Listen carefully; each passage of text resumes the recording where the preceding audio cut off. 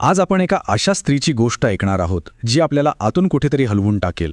ही कहाणी आहे एका लग्नाची, एका आईची आणि एका अशा निवडीची जी तिला करावी लागली. विचार करा, लग्नाला 3 वर्ष झाली आहेत, कडेवर 1.5 वर्षांचा मुलगा आहे आणि अचानक हे शब्द कानावर पडतायत. एका क्षणात सगळं काही संपल्यासारखं वाटलं असेल तिला. पायाखालची जमीनच सरकली असेल. तर मग चला बघूया की नेमकं काय झालं होतं त्या दिवशी. हा क्षण आला कसा, याची सुरुवात कुठून झाली. म्हणजे बघा, ती स्वयंपाकघरात होती. त्याच्यासाठी त्याचा आवडता शिरा बनवत होती आणि तेवढ्यात तो आला आणि त्याने सरळ सांगून टाकलं. कोणतीही चर्चा नाही, काहीही नाही, थेट निर्णय. तिचं आयुष्य बदलून टाकणारा निर्णय. ती तर पूर्णपणे सुन्नत झाली असणार. पण थांबा, हे नातं नेहमीच असं नव्हतं. एक वेळ अशीही होती जेव्हा या नात्यातही आशा होती, प्रेम होतं, जरी ते काही काळापुरतं का असे ना. चला थोडंसं मागे जाऊन बघूया. तिने तर खूप स्वप्न पाहिली होती, पण लग्नाच्या पहिल्या दिवसापासूनच तो जरा दूर दूर शांत राहायचा. पण तिले धीर नाही सोडला. तिला वाटलं की कदाचित नवीन जबाबदारीचं ओझं असेल, आपण आपल्या प्रेमाने त्याचं मन नक्की जिंकू. इथे बघा, हा त्यांच्या नात्याचा एक प्रवासच आहे.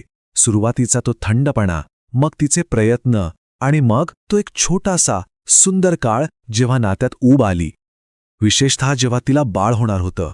तो क्षण त्यांच्या आयुष्यातला सगळ्यात आनंदी क्षण होता. जेव्हा त्याला समजलं की ती आई होणार आहे, तेव्हा तोच म्हणाला होता, आता खरं आयुष्य सुरू झालं आपलं. हे शब्द ऐकून तिला जणू काही सगळं जग मिळाल्यासारखं वाटलं. तिला वाटलं अखेर तिचं घर पूर्ण झालं. पण तो आनंद फार काळ टिकला नाही. काही दिवसांनी तो दुरावा परत आला आणि यावेळी तर त्याने सगळ्या सीमाच ओलांडल्या होत्या. गोष्टी थेट विश्वासघातापर्यंत पोचल्या. सुरुवातीला कामाची कारणं दिली जाऊ लागली. मग हळूहळू बोलणं कमी झालं आणि मग तर तो तिच्या समोरच दुसऱ्या स्त्रीशी फोनवर बोलू लागला. जणू काही तिला काही फरकच पडत नाहीये. काहीही लपवण्याचा प्रयत्न सुद्धा केला जात नव्हता. आणि मग तो दिवस आला ज्या दिवशी अपमानाची हद्द झाली. त्याने त्या दुसऱ्या स्त्रीला थेट घरात आणलं, स्वतःच्या मुलासमोर, स्वतःच्या पत्नीसमोर. विचार करा, आपल्याच घरात परकं झाल्यासारखं वाटणं म्हणजे काय असू शकतं. एवढ्यावरच तो थांबला नाही. त्या दुसऱ्या स्त्रीसमोर तो हिला म्हणाला, लाज तर खरी तुला वाटायला हवी. तू माझ्या आयुष्यात कधी आलीच नसतीस तर असं झालं नसतं. म्हणजे बघा, चूक स्वतःची, पण सगळा दोष तिच्यावर.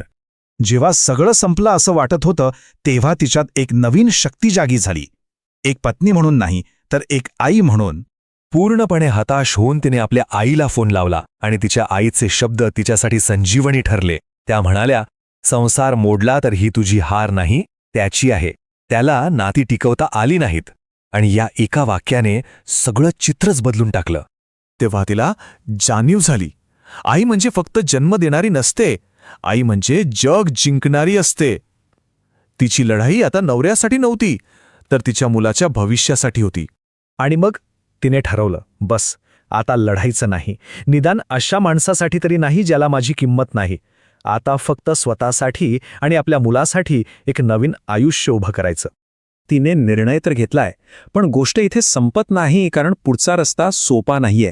तिच्यासमोर अजूनही खूप आव्हानं आहेत. सध्याची परिस्थिती अशी आहे की ती मुलासोबत माहेरी राहतेय.